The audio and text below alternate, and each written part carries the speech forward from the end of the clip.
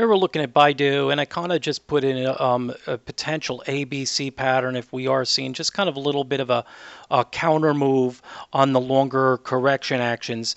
And I also took the liberty of changing a couple things on this chart. The channel, I shifted the channel a little bit. Before we were doing the channel off this main support range, we kind of know where that is when we look at it here.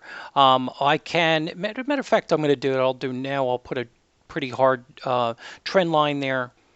Well, here we just kind of drew our trend line in here. I'm going to take out one of this ratios, okay, and we're going to take out the 70. I'm going to keep the 100 in there just to give you an idea what extended to 100% of the A move is. You could see that that's at 112.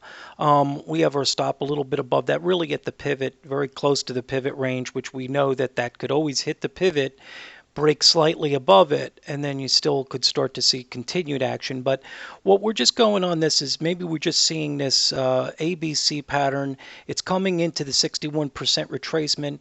We could see it's hitting the trend line here, and the trend line is really based on the prior pivot low and hitting these other significant lows here.